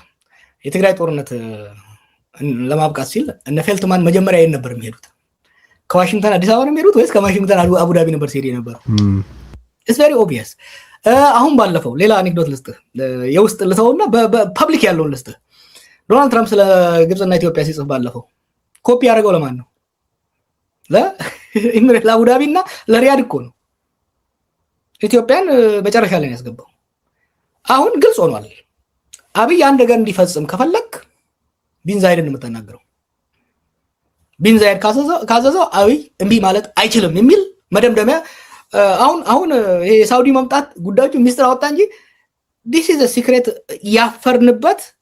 እያፈርንበት የምናውቀው። እኔ ባለፈው ላለፉት 7-8 ዓመታት እነኚህ የሚድል ኢስት ሀገሮችን እየሄድኩም አመራሮቹንም ቲንክ ታንኮቹንም ሳገኛቸው ነበር። ኢትስ ኖት ሲክሬት። በውስጥ እኛ ኢትዮጵያኖችንም የምናወራው ዲፕሎማቶችም ሲያወሩት የነበረው አሁን በግልጽ በትዊተር ስለወጣ ነው እንጂ የሚያስገርመው አብይ የቢን ዛይድ እንደውም የዩናይትድ አረብ ኤሚሬትስም አይደለም ነገራችን ላይ የቢን ዛይድ ግለሰባዊ ጉዳይ አስፈጻሚ መሆኑ ልክ እንደ አርኤስኤፍ ዳጋሎ ሐሜቲ እንደ ሂፍታር ሶማሊያ ውስጥ በተለያየ ዞን እንዳሉት ዋርሎርዶች አብይ እንደ ሴም ሌቭል ነው የሚያስፈጽመው። አሁን እኮ ልንገርህ፣ ለምሳሌ አሁን የኢትዮጵያ መከላከያ አሰስመንትም የሌሎች ሴኩሪቲ አናሊስቶች አሰስመንትም የኢትዮጵያ መከላከያ አሁን ባለው ሁኔታ ወጦርን መግባት አይችልም። አብይ ራሱ ይስማማበታል። አሁን ጦርን መግባት አይፈልግም ቢሆንለት። ነገር ግን የቢን ዛይድ ተላላኪ ሱዳን ውስጥ ጫና ውስጥ ስለገባ ያን ጫና ለማቃለል የትግራይ ኃይል ከሱዳን ተስቦ ወደ ትግራይ እንዲመለስ የኤርትራ ኃይልም ወደ ራሱን ወደ መከላከል እንዲሄድ ጦርነት ክፈት ብለውት እየገፉት ነው። ይሄን ምለው ነው እኮ አይደለም ወዳጄ። ይሄ እኮ የአብይ ውጭ ጉዳይ ሚኒስትር የአብይ ደህንነት ሰዎች ለዌስተርን አሁን ጦርነት አትግቡ፣ ከኤርትራ ጋር ጦርነት አትግቡ አቅዝቅዙ ሲሉ እኛ እናቀዘቅዛለን፣ እስቲ አቡዳቢን ቀስቀስ አድርጉልን ነው እየተባለ ያለው። እሺ ወደ ሌላ ነገር እንሻገር። አሁን ይሄ ሁሉ ኬኦስ፣ ይሄ ሁሉ አሳዛኝ፣ አስጊ፣ አስፈሪ ሁኔታ እየተወራ ደግሞ በሌላ በኩል የምርጫ ተረክ አለ አገዛዙ የሚገፋው ሰው። አንድ ጥያቄ ማንሳት ፈልጌ ነው ከዚህ ጋር በተገናኘ አሁን ኢትዮጵያ ውስጥ ባለው እስካሁን ድረስ ባወራነው ጠቅላላ ሁኔታ አንጻር ምርጫን በተመለከተ ትክክለኛው አቋም ወይም ስትራቴጂ ምንድን ነው? ምርጫውን ጨርሶ አለመሳተፍ ነው ወይስ በምርጫው ተሳትፎ አገዛዙን ማጋለጥ ነው? በአንተ እይታ ምንድን ነው? እኔ ኖርማሊ እንደምታውቀው ያለውን እድል በሁሉ በመጠቀም ትግል ማድረግ ጥሩ ነው ብዬ ነው የማስበው። አሁን ባለው ኢትዮጵያ ውስጥ ተጨባጭ የኢትዮጵያ 2/3 የሚሆነው ህዝብና መሬት ስፋት ያለው አማራና ኦሮሚያ ክልል ውስጥ ነው። አማራና ኦሮሚያ ክልል ውስጥ ፕራክቲካሊ መወዳደር አትችልም። የማትችለው በኢህአዴግ ጊዜ ስለሚያፍንህ ነው ስለሚያስረው ነው አይደለም። ተቃዋሚ በአምባገነናዊ ስርዓት ውስጥ ያለ ተቃዋሚ ለመታፈን ለመታሰር ዝግጁ መሆን መቻል አለበት። ዝግጁም ነው። ነገር ግን አሁን ባለው ሁኔታ ትገደላለህ። የምትገደለው ደግሞ ማን እንደገደለህ አታውቅም። ይህ መንግስት ስቴትለስነስ፣ ሎለስነስ፣ አናርኪ ነው ያለው። ለምሳሌ የኛ ፓርቲ ኮፈሌ ላይ ይሁን ቤጊ ላይ ሄዶ ይወዳደር ብትለው ተው፣ ቤጊ አይደለም ሱሉልታ ላይ ሄዶ ለመወዳደር አንድ ሚሊሻ ግንባሩን ሊለው ይችላል ያለምንም ጣጣ። ስለዚህ ተወዳዳሪን እጩን በማቅረብ ያ እጩ እንዲገደል ለሞት ማጨት፣ ለዛውም ለተራ ሞት ሚኒንግለስ የሆነ ትርጉም አልባ ሞት ማጋለጥ ነው። አማራ ውስጥም ኦሮሚያ ውስጥም ዶክተር ደሳለኝ ጫኔ ትላንት ያለውን አይተዋል። አንድ እሱ ነው። ሁለተኛ አሁን ባለው ሁኔታ አሁን ፓርቲዎቹ አብዛኞቹ ታክቲካል በተወሰኑ ቦታዎች ላይ ብቻ እንዳይሰረዙ ከምርጫ ቦርድ እንዳይሰረዛቸው እየገቡ ነው የኛም ፓርቲ ኦፌኮ እሱ ላነሳብ ነበር። እሺ ከዛ ውጪ ግን ቢመረጡ አሁን አብይ ምንድነው እያደረገ ያለው? የተለያዩ መሪዎችን የተለያዩ ሰዎችን እየሄደ ይሄን አሉን በርሰታችኋለሁ እያለ ለማባበል እየሞከረ ነው። here is the question ፓርላማ መግባት ለምሳሌ ስልጣን ኢንፍሉዌንስ እንደማያደርግ ይታወቃል በአምባገነናዊ ስርዓት ውስጥ። አትሊስት ግን ፓርላማውን እንደ መድረክ ተጠቅማ የህዝብን ጉዳይ የህዝብን መብት መናገር ትችል ነበር። ኢሚኒቲ ይሰጥህ ነበር ፓርላማው። ባለፈው 5 ዓመት ምንድነው ያየነው? የፓርላማ አባላት ኢሚኒቲ የነበራቸው እነ ክርስቲያን ታደለ እነ ታዬ ደንዳ አትሊስት ባይሉም የምክር ቤት አባል ነው። ፓርላማ አባል መሆን አብይን ከተቸው ከምንም እንደማያስጥል ከምንም አያስጥልህም። therefore ህይወትህንና አባልህን ለአደጋ ጋልጣ ተወዳድረህ ፓርላማ ብትገባ ራሱ ፓርላማ ውስጥ ቁጭ ብለህ ምንም ነገር ማራመድ አትችልም። it's meaningless። በኢህአዴግ ጊዜ ከዛ አፈናም ራሱ አልፎ አሁን እነ አቶ ቡልቻ እነ ዶክተር መረራ ሌሎች ገብተው ነበር የሆነ ነገር መናገር ይችሉ ነበር። ዛሬ ግን ያን አትችልም። therefore አሁን ባለው ሁኔታ ምርጫ ውስጥ መሳተፉ አንድ አባላትንና ታጋይን ላላስፈላጊ ሞትና ስቃይ ማጋለጥ ነው።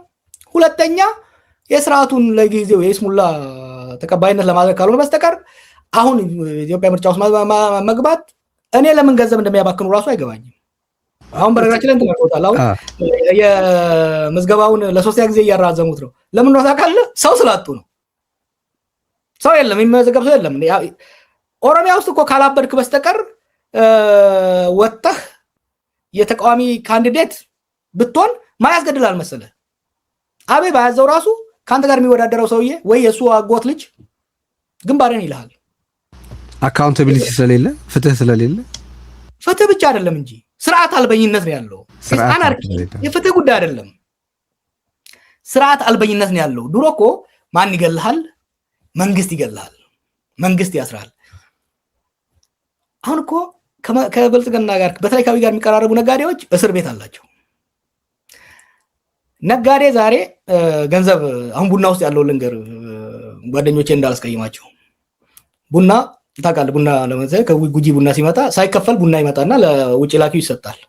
ውጭ ላኪው ገንዘቡን ለሆነ ቦታ ይውላል። አንተ ገንዘብ ብትጠይቀው ዋ ይልሃል፣ ትታሰራለህ። ገንዘብ ላለመክፈል ሀብታሙ ነጋዴ ዋናው ትልቁ ነጋዴ ትንሹን ነጋዴ ያሳስራል፣ ቶርቸር ያስደርገዋል።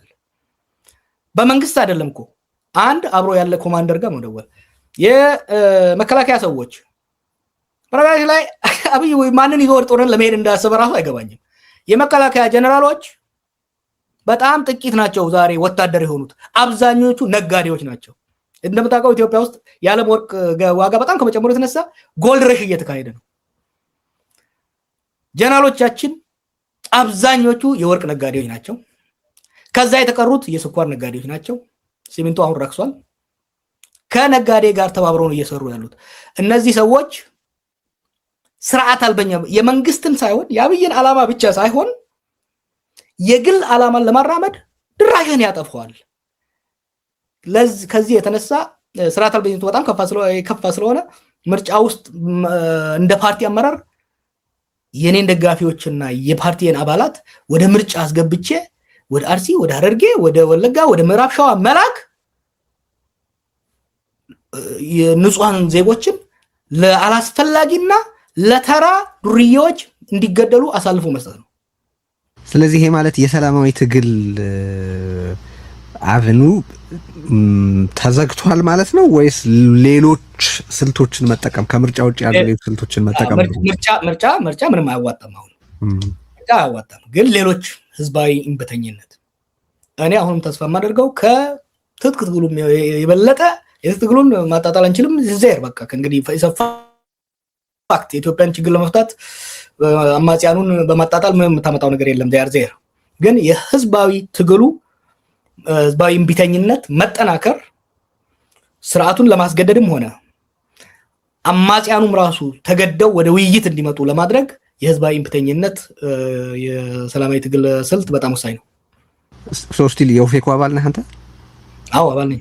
ኦኬ ሶ ኦፌኮ ምርጫ ውስጥ ላለመሰረዝ ብሎ የተወሰኑ እጩዎቹን በቃ ላለመሰረዝ ዲክሌርድ እኮ ነው ያው አውርተንበትም ነበርና ላለመሰረዝ ብሎ ይሄን ማድረጉ ምርጫ በዚህ ደረጃ በተዘጋበት ወቅት ትክክል ነው ወይ? ስርዓቱ ሰምብለንስ ኦፍ የፖለቲካ ትግል የሚካሄድበት መንገድ እንዳለ የሚያስመስል አይሆንም ወይ? ለምን ይሄ ምርጫ ተወሰደ?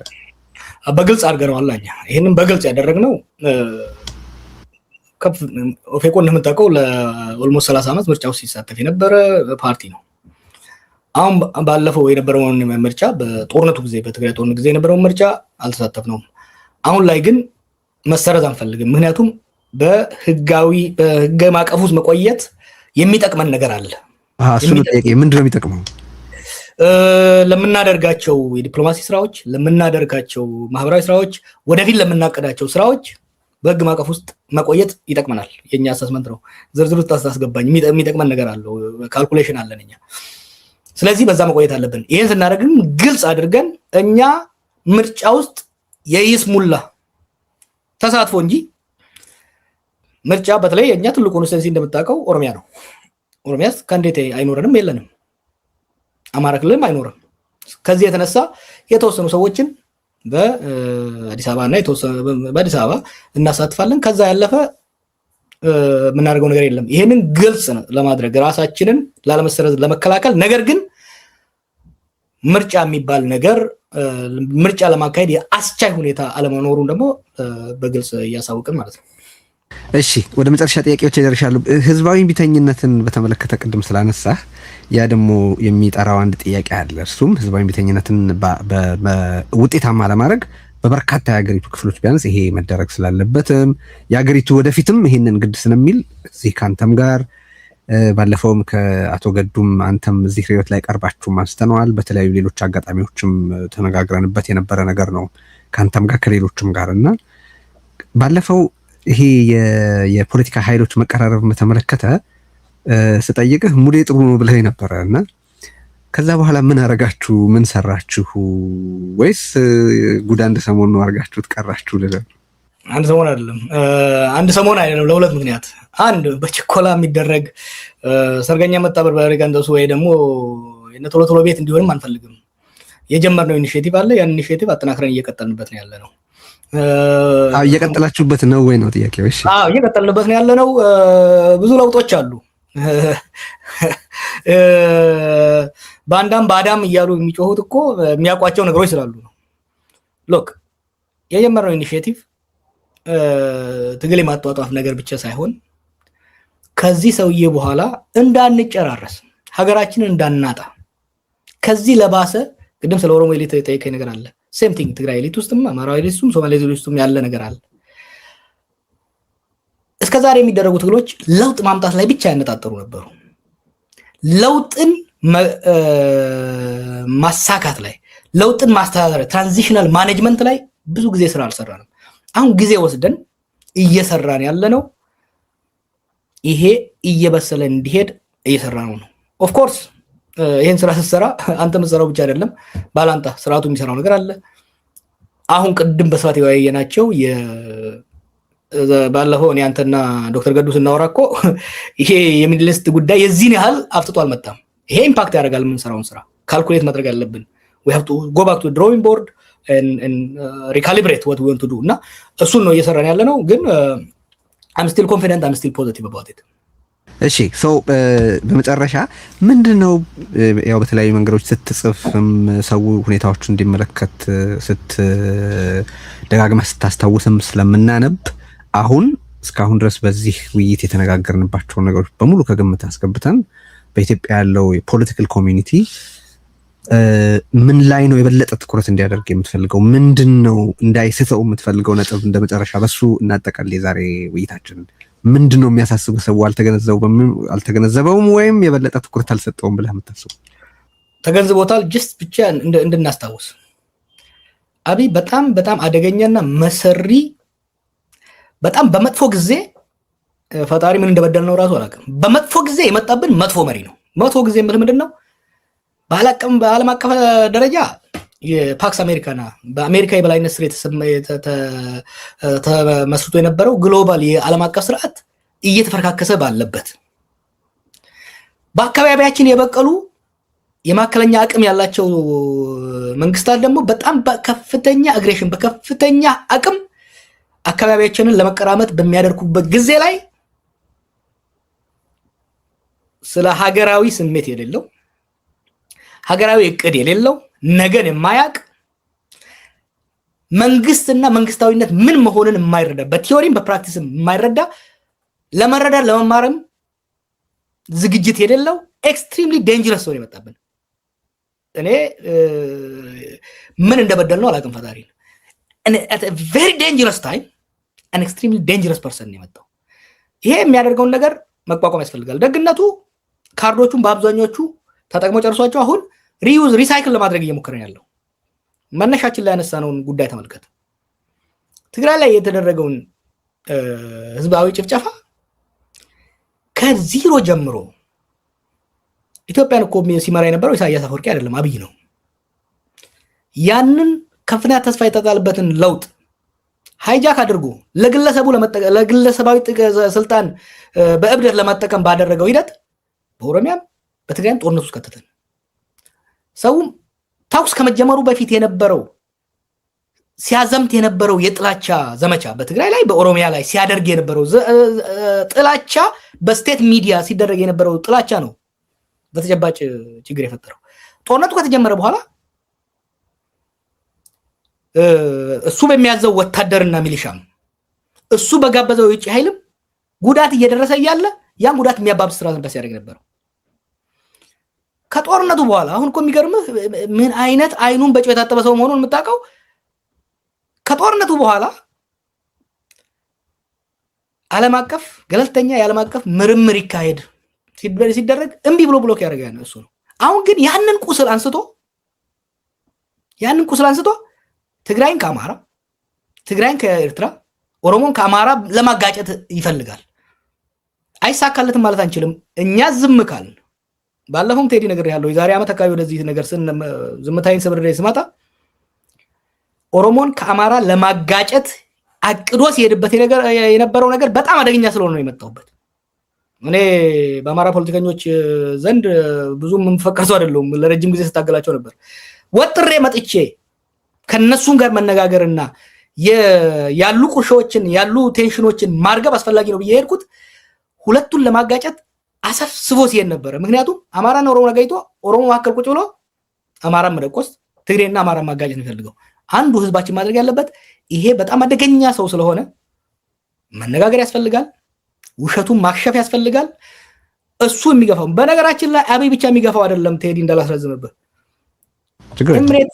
የምትነዳው ፕሮጀክት የስቴት ዲስትራክሽን ሀገረ መንግስት የማፍረስ ፕሮጀክት ነው ይሄን የምታረጋው ደግሞ የሚጠቅማት ከነን ስቴት አክተሮች ጋር ሉዓላዊነት ከሌላቸው አመራሮች ጀነራሎች አበጋዞች ጋር በመደራደር መዝረፍ ነው የሚመቻት የአብይ ከፋፍለ ግዛ መሰሪ አካሄድና የኤምሬት ፕላን ተመጋጋቢ ነው ለዚህ ነው ሸሪክ የሆኑት ይሄን ለማፍረስ የሀገራችን ልሂቃኖች በነገራችን ላይ አንድ ልጀምር ከህዋት ጋር ተጣልተው የወጡ የትግራይ ሊቆች አሉ ኮንሰርናቸውን አንደርስታንድ አደርጋለሁ but be careful what you are digging ለትግራይ ህዝብ ላይ በጣም መጥፎ የሆነ ነገር ሊያመጡ ይችላሉ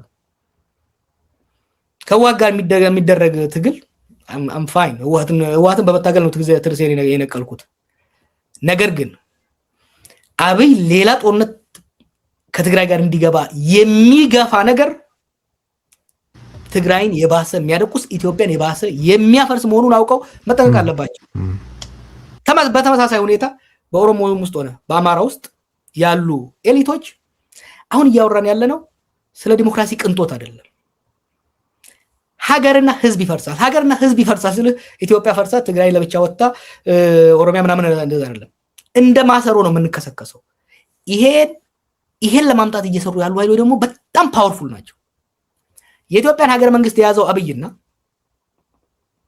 ካሽ እንደፈለጋት የምታዘንበው ኤምሬትስ የጋራ ቁርኝት ሀገር ለማፍረስ ያለው አቅም ቀላል አይደለም ይሄን ለመቋቋም ትልቁ ነገር እነሱ በሚያነዱት ሰዓት ላይ ውሃ ማርከፍከፍ ያስፈልጋል ለዚህ ነው የሀገራችን ሊቃኖች የሀገራችን ህዝቦች መወያየትና መደማመጥ እነሱ በሚቀዱልን ቦይ መሄድ ሳይሆን የነሱ የሚቀዱትን ቀዳዳ እየሸፈንን ለነገ መዘጋጀት ጠቃሚ ነው ባይነኝ። ለአፋርና የሶማሌ ኢሊት ጥቂት መልእክት ብታሻገር ደስ ይለኛል። በውይይታችን ውስጥ ራሱ ብዙ ያላነሳ ነው በአፋር በኩል ያለውም ጨዋታ በአፋር በኩል ሊኖር ይችላል ተብሎ የሚገመተው ጨዋታ አለ። ይቅርታ እያረዘምኩት ነው ይገባኛል፣ ግን በጣም አስፈላጊ ነው ብዬ ስላሰብኩ ነው። ከህብረት በልሂቃን መሀል በሚፈጠር ግጭት ውስጥ ደግሞ አብይ ሌላ የሚሞክረው ነገር በኦሮሚያና ማለት በኦሮሞና በሶማሌ መካከል ወይ በኦሮሚያና በሶማሌ ክልሎች መካከል ዘግናኝ ግጭት እንዲፈጠር መሞከር ነው። ፓርላማ ላይ በተለያየ ጊዜ የተናገራቸው ነው ነገሮች እናስባለን እና ለነሱም ልሂቃን መልእክት ብታስተላልፍ እወዳለሁ። እንደመጠቅለያ የአፋሮች ያሳዝነኛል። ያንን ህዝብ እርስ በርሱ እንዲዋጋ የሚያደርጉት ነገር እኔ ሄጄ አይቼዋለሁ። አካባቢ ከፍተኛ የፈጣሪ ተሰጥኦ ያለው ከፍተኛ የጨው ክምችት ያለው ግን ያን እያለው ራሱ አትሊስት ባለፈው ዩሱፍ ያሲንን ሳዋራው ነበር። በደርግ ጊዜ አትሊስት ከዛ ጨው ልጆቻቸው ስኮላርሺፕ አግኝተው አሰብ ሌላ ቦታ ሄደው ይማሩ ነበር። በህወሓት ጊዜ ከጀነራሎቹ ጋር የተያዙ ሰዎች ያን ጨው እየዘረፉ ቆዩ። አሁን ደግሞ ከአብይ ጋር የተመሳደቁ ባለሀብቶች እና ደላሎች ይዘርፏቸዋል። የአፋር ወጣት ግን ፈጣሪ በሰጠው የጨው ገቢ ከመማርና ከድህነት ከበረሃ ከመላቀቅ ይልቅ ለጦርነት እንዲዘጋጅ ያደርጉታል። ኢዝ ሪዲክለስ። ስለዚህ ግን ከዛም ይሰፋል አይደል ነገሩ። ለምሳሌ የጅቡቲ መንግስት ጥቃት ይፈጽማል፣ የኤርትራ ስቴክ አለ እዛ ውስጥ ይባላል። ያው የአብይም የእንቅስቃሴ እዛ ውስጥ አለና ቀጣናዊ ከሆነ ሁኔታ አንፃር በጣም አስከፊ ጦርነት ሊካሄድ የሚችልበት አንዱ ዋና ቦታ እሱ ነው በሚልም ነው ማነሳብ። በጣም የሚደቁ ይሄ አሁን የታሰበው ጦርነት ከመጣ በጣም የሚደቁት አፋር፣ ወሎና ትግራይ ናቸው። ይሄን ህዝብ ማወቅ መቻል አለበት። አንፎርቹኔትሊ ላለፉት ዓመታት የደረጉ ጦርነቶችን በከፍተኛ ሁኔታ የጎዱት ይሄን ነው። ደጋማው ጎጃም፣ ሸዋ፣ ወለጋ ጦርነት ቆያየው አሁን ባለፉት ዓመታት ነው። አሁንም ይሄንን ህዝብ ለጦርነት ለመጋበዝ እየተደረገ ያለው ሎክ አብይ ምን እንደሚያደርግ የጅቡቲን አማጺ ይደግፋል። እዚህ ኡመር ጌሌ ኮስተር ሲልበት ደግሞ ቦታ ሰጥቶ በድሮን ያስደበድባል ህዝብን። እዚህ ጋር ደግሞ በኢሳና በአፋር መካከል ዲኖ ኢሳና አፋር ልዩ ኃይሎች በድሮን እንደተዋጉ you can't believe this። በድሮን ተዋግተዋል እኮ። እኛ ምናየው አብይ ትግራይ በድሮን ሲደበድብ ነው አይደል? አብይ ኦሮሚያ በድሮን ሲደበድብ። ሁለት የኦሮሚያ ክልሎች የኢትዮጵያ ክልሎች አፋርና ሶማሌ በድሮን ተዋግተዋል። ኢትዮጵያ መከላከያ እዛ ያያለ ኢትዮጵያ መከላከያ ማክሸፍ ሲችል እንደዚህ ያደርጉታል። አሁን ባለፈው ጂጂጋ ሲሄድ በየሄደበት መርዝ ነው እየረጨ ሄደው። አሁን ሙስጠፌን ሲወጋው አይተው እንደሆነ 2% ነው የሰራው ነው ያለው። እውነት ለመነጋገር ኢትዮጵያ ውስጥ ካሉ ክልሎች ውስጥ ትንሽ የተሻለ መረጋጋት የነበረበት ትንሽ የልማት ስራ የተሰራው ትንሽ አስተዳደራዊ መንግስታዊ ቅርጽ ያለው የሶማሌ ክልል ነው። ግን ልጁ ትንሽ ከሱ የተሻለ ስራ ስለሰራ በሶማሌ ተወላጆች ናቸው የምታውቀው መርጌሌም አሰንሸክም እነሱ ፊት ለፊት ማሳነስና ማስወርድ ማዋረድ ማክሰስ ነበረበት። ያ ብቻ አይደለም፣ የትራይባል የሶማሌ የክላን ጌም ሁሉ ሲጫወት ነበር እዛ በሚያደርጋቸው ንግግሮች። አንድ ነገር ልጀምርልህ። ልክ ከፕሪቶሪያ ስምምነት ሲደረግ አንድ የሶማሌ ልጅ ሲቀልን ነበር። ይህ ሰውዬ ጦርነት በቁጥር ነው እየለኮሰ ያለው። ክልል 1፣ ክልል 2፣ ክልል 3፣ ክልል 4፣ አሁን እኛ ክልል 5 ነን፣ እኛ ጋር እንዳይመጣ ነበር ሲል የነበረውና አሁን እነሱም ጋር እየደረሰ ነው ያለው። ስማርት ሆነው ተጠንቅቀው ሄዱ እንጂ ባለፈው በሶማሊላንድ ጋር ባደረገው የማጭበርበር አደገኛ ጨዋታ የሶማሌ ፓን ሶማሌ ናሽናሊዝምን አስነስቶ ግጭት ለመፍጠር የነበረው ድል ትልቅ ነበር። ከፍተኛ ርብርብ ተደርጎ ከሸፈ እንጂ በኦሮሚያና በሶማሌ መካከል አምኖ ወሪድ ምን መሰለ፣ ባለፈው የደረገው ጦርነት ከዛ በኋላ የሰራናቸው ስራዎች ጥሩ መሰረት አላቸው። ባለፈው አመት ተኩል ኢማጂን ከ2018 ጀምሮ እስከ 2024 አንዲት ነገር አልነበረም በሶማሌና በኦሮሚያ መካከል። ከዛ ወዲህ ያኔ ሰው ሲያስጨበጭፉ የነበሩ የተባረሩ ደህንነቶችን መልሶ ከሞያሌ እስከ ቦርደዴ ነው ሳት የለኮሰው በፓርላማ ላይ ወጥቶ ሲናገር የነበረው ነገር ግን እንደ ሳት አደጋ ሰራተኞች ቦቴ ይዘን እየተከታተል ነው ያለ ነው እዛ አካባቢ ላይ እናከሽፈዋለን በአማራና በኦሮሚያም ብዙ መክሯል በነገራችን ላይ ኦሮሚያስ ፋኖ እንዳቋቋሙ ታቀለና አብይ እኔ የተወለድኩበት አካባቢ ላይ ፋኖ የሚባል ድርጅት አቋቁመው በእምነት ሲያቃጥሉ ነበር ቤት ያቃጥሉ ነበር ከዛ ስንመረምር የፋኖ መሪ ማን ሆኖ ቢገኝ የመከላከያ ደህንነት አባል የነበረ ሻለቃ አማራም አይደለም ደግሞ እንገር ከዛ ደርሰን ስናጋልጠው ገደሉት ራሳቸው አርሲ ላይ ሲሞክሩት ወለጋ ላይ ሲሞክሩት የነበረው ነገር በሙሉ የማጋጨት ነው ደግነቱ ምንድነው ህዝባችን አሁን ይሄን እየነቃበት ስለመጣ ለመቋቋም ያለን እድል ከቀን ወደ ቀን እየሰፋ ነው ብዙ ጊዜ አሁን የሚከሱ ነገር አለ ከፋኖ ጋር ሆነ ከወያኔ ጋር ሆነ yes እኔ ለኦሮሞ ህዝብ መብት ታገልኩ እንጂ የኦሮሞ ህዝብ ከሌላው ህዝብ ጋር ለማጋጨት